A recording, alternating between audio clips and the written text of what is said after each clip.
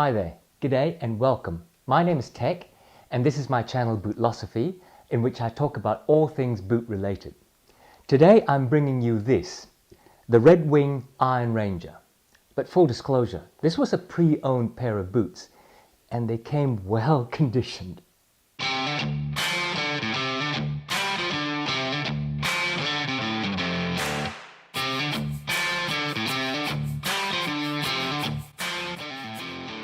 So today, it's not so much a review as an overview of what these second-hand boots are like. It's a bit unfair for me to talk about comfort and QC because these are second-hand and they were quite over-conditioned when I got them, but more of that later.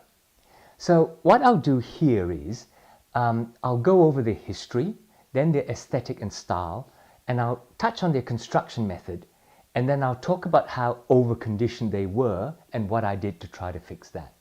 And finally, I'll talk a bit about whether it's worth it to buy boots from eBay.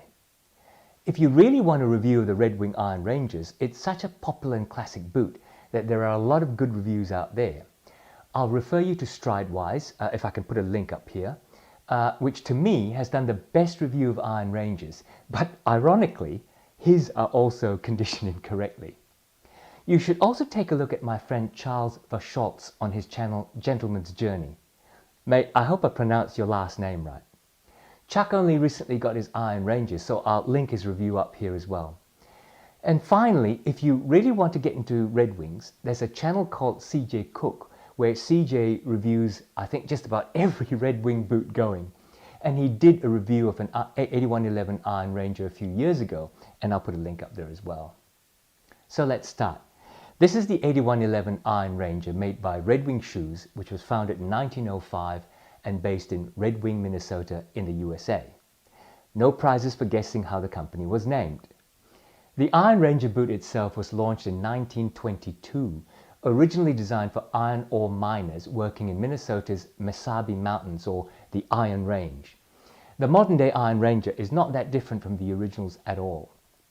The first model was this classic 8111 model in brown, and today they have a wide range of leather makeups ranging from a rough-out tan to black and charcoal to a version in a copper-colored rough and tough leather.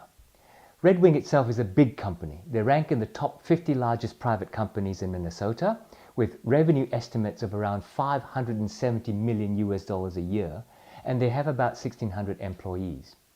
In 1987, Red Wing became a really vertically integrated company when they bought SB Foot Tanning, a tannery that had been around since 1872. They now tan their own hides, design boots in-house, own the factories that make the boots, own retail stores in America that sell their product, and have agents and retailers all over the world. The only thing they don't do in that vertical integration seems to be to raise their own cattle. They make an enormous range of work boots and lifestyle boots under different brand names, including Works with an X, Irish Setter and Vask, as well as Red Wing. Their products are organized into work and heritage styles, and I don't really care where their boots are made as long as they're well made. But for those of you who do care, while some of their work boots are made outside the US, mainly in Asian countries, their heritage boots like the Iron Ranger are made in America. This particular 8111 model Iron Ranger is in a leather that they call amber harness. The model numbers depict the different types of leather makeups. If you close your eyes and describe a boot, chances are this is what you come up with. While these are American, you can Google images of, say, footwear of 1910s coal miners in the UK, and I reckon you'll find some very similar bulbous cap-toe boots. This really is the iconic boot style. It has a 6-inch shaft measured from the heel to the top of the shaft, with a nice curve down from the heel side, helping to ensure the front doesn't dig into your ankles when you're kneeling. It has 5 simple panels, a single piece backstay, 2 quarters, tongue and vamp, and the toe cap. It has big, bright nickel eyelets and speed hooks, 4 large eyelets and 3 speed hooks, and a semi-gusseted tongue, gusset up to the 4th eyelet before the speed hooks start. The last shape is very wide and bulbous at the front. From the top you can see the generosity of the shape of the toes, the vamp, even the heel. From the side, the toe box, especially enhanced by that toe cap, is chunky and rounded. I keep saying bulbous because it is. Some people call them clown shoes because of the bulbous toe cap and the quite aggressive toe spring. And if you look at it, there is some similarity with Ronald McDonald's shoes, but in fact it's a very proportionate shape.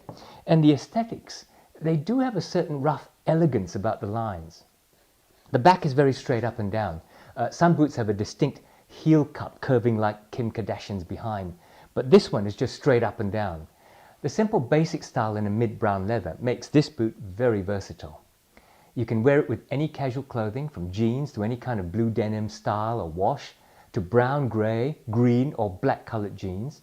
Basically any earth tones will go with this. It pairs just great with t-shirts, Henleys and polo shirts, with work clothing like chore coats, canvas shirts, flannels and rugged casual styles. You can also wear them a little more stylishly into a kind of clean casual because they were designed to be used by miners to go out after work, just polishing them up and go out to the pub. Not business casual though, not with a smart pair of wool pants, business shirt and blazer. That's probably a button-up shirt too far. Oh, by the way, a quick note about sizing and fit. I measure US 8.5 in D width on a branded device. I consider that my true size on the basis that it's an objective measure and not some true to size against a sneaker size or some sort of foot drawing. These are a US 8D, as are most of my American heritage style boots. I went down a half. They fit okay. They are roomy at the front, but not sloppy, and I quite like that. The heel is also roomy and doesn't hug my heel as some of the more modern fits like Parkhurst and Grant Stone. I'm not in love with that. It's not sloppy, but I do prefer a snug fit at the heel. Okay, briefly, looking at the construction, the iron ranges are Goodyear welted. This is a 270-degree Goodyear welt. A Goodyear welt is a strip of leather or other material that goes around the edge of the boot. In this case, about 3/4 of the way around, hence 270 degrees. The inside of the uppers is curved in and then sewn to the inside half of the welt, and the soles are sewn to the outside edge of the welt, so you can see the stitching here. The back of the boot at the heel, that's glued and nailed to the footbed. The idea is that the line down the ankles to the bottom of the heel is more sleek and doesn't have that ledge of the welt, as 360-degree welted boots will have. As you can see, the outsole in these are the older cork nitrile sole. In 2018, Red Wing changed this type of sole to a Vibram mini lug sole to offer more grip. This old cork nitrile sole is made up of a composite rubber mixed with small chips of natural cork. The composition provides grip, abrasion resistance, oil resistance and durability, but it's said that the smooth sole was more slippery than a lugged sole, so they changed to the Vibram. I don't think it's particularly slippery because the rubber composition is quite grippy, and the advantages are that it's shock absorbing, quite low profile as you can see, and it won't pick up dirt to drag into the house. Mind you, I don't live in a place where there's snow and ice, so my expectations are limited. The leather is SB Foot's oil tanned amber harness. After the hide is tanned and dyed, it's finished in a bath of oils and waxes that permeates the fibers. The process protects the leather, makes it loads more water resistance, as well as very supple. It feels softer to the touch and will have a pull-up effect, kind of like this. Red Wing stitches the boots using a Puritan stitching machine with 3 needles at the same time. The Puritan stitch is a kind of stitch where each thread is double looped with one thread, looped under the other. The Red Wing Puritan stitching machine also draws the thread through a vat of wax so that the threads are waxed as they pass through the leather. The center thread of the triple stitch is usually contrasting white. These have been through a lot of product. Which brings me to the overconditioning. As I said, I bought these pre-loved from eBay. In fact, they were hardly used. Most of the wear that you see on the heels and the sole were put there by me in the last year. I wore this quite a lot. Most of the stitching in the sole had not worn when I first got them. The stitches aren't channeled, so they wear quite easily. You see, they were bought by their original owners new, but not as ordinary work or leisure style boots. They were used by the original owners as a demonstration model. He's an Australian family business that make boot oils and conditioners. This is Artisan's son. I'll put a link to their website in the description below. In fact, if you go to their website and look at their portfolio photo wall, you will see photos of this exact boot. Artisan Sun sell online, and they go to country fairs and royal shows in South Australia and Victoria, showing off their products. In order to show people how their oils and conditioners work on heritage leather, they whip out a pair of boots, this is one of them, and proceed to oil and condition them. So when I got these, they weren't heavily used, but they were seriously well conditioned. The leather was extremely dark and not at all with any amber undertones. The leather was incredibly soft, I guess a testament to what conditioning your boots can do, which in one way was a blessing, because I hear that breaking in a new pair of iron ranges can be brutal because the leather is so tough. On the other hand, the temper was ridiculously soft. See how I can just squash the shaft down? Now, the leather's not weakened by it. I can still feel that it's tough and thick, but the over-conditioning did change the texture and the color, and it wasn't pleasant to the touch. It felt like the sticky bit of the back of a post-it note. It grabbed at your hands and the hair of a horsehair brush would stick to it. So I had to clean it up. First, I tried to degrease them by using degreasing dish detergent, just normal dish detergent that you use to clean a greasy pan. I rinsed them, and then I used saddle soap to give them a deep clean. In fact, I saddle soaped them 3 times, allowing them to dry each time. I didn't take any videos of the cleanup process, but take my word for it, the changes were gradual and not dramatic. The way I use saddle soap is to froth the saddle soap up in the tin and then brush it vigorously on the leather and then wipe it off with a rag or a paper towel. After the saddle soap, they felt a lot less tacky and still looked quite dark. So after watching a lot of cobbler videos, my next step was to use acetone, my wife's nail polish remover. You need to be careful with this because it can cut into the structure of the leather, but I basically use it to clean off any remaining waxes and polishes on the surface. On drying, this had the most dramatic effect because it did lessen and eventually remove the dark brown color. I used an acetone rub 3 times. On the last acetone wipe, before I dried it off, I immediately used saddle soap again to wash the acetone off and rehydrate the leather. When that dried, it finally felt like leather rather than like a sheet of oil or wax, and the color had become a deep reddish brown. Finally, I applied some mink oil to rehydrate, but that did darken the leather back up again. In retrospect, I probably should have used Bic 4 as that final conditioning.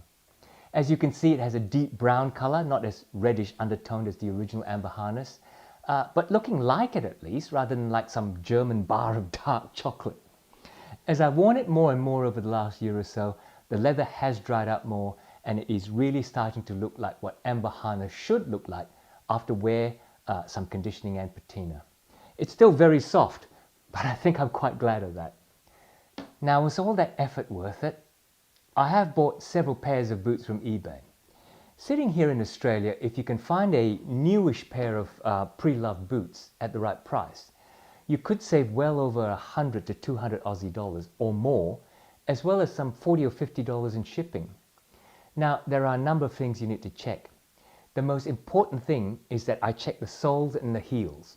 You want to check the wear because not only could it mean that you have to re-heel the boot at least, it may be an indication that the insole is badly worn. Go through the photos minutely to review any nicks and cuts, and if they're not clear, ask for more photographs. I have a dozen or so things I check. If you really want to know my tips, let me know in the comments below and I'll make a video about what to look for when I'm buying from eBay. My formula is pretty successful. I've bought, let me see, about 14 or 15 pairs now out of my collection of 55 so far. So 14 or so, 15 pairs of boots from eBay, and I can honestly say that most were new or almost new. They just didn't fit the previous owners, and the others had some minor wear. I did buy a pair of Red Wing Backmans that I had to replace the heel top lift on. I'll review that. And this pair of very over-conditioned iron ranges. Those are really the only 2 pairs I had to do anything with. I've bought most of my boots at over $100 saving from new. That's my kind of measure. I won't buy anything where the saving is less than $100. In some cases, I've got the best value on near new boots. I bought these for $300 when they sell here for $528. So not overused, but overconditioned, and I saved over 200. I don't think that's too bad a deal. Not the best of my buys, but not too bad. I know my mate Skylar, who's on Instagram as @SkyBootGuy. He is the eBay king and finds the most amazing bargains on eBay, including some really hard to find boots. Go check his account out. So the answer to the question, is buying from eBay worth it? Yes, if you apply some care and do your due diligence on the boot model and the boot in question. There you have it, folks, my overview of these pair of pre-loved and overconditioned Red Wing Iron Rangers. I do like them. Who knows, in future I may buy a brand new pair of Iron Rangers when my psychology says it's okay to spend over $500 on boots. If I do, I'll bring you a proper review. In the meantime, I hope you enjoyed this video, and if you did, please click on the like button below, and if you haven't already, click on subscribe so that you'll be notified when I upload all the boot reviews and unboxings and brand discussions that I plan to do. Until then, take care, and I'll see you soon.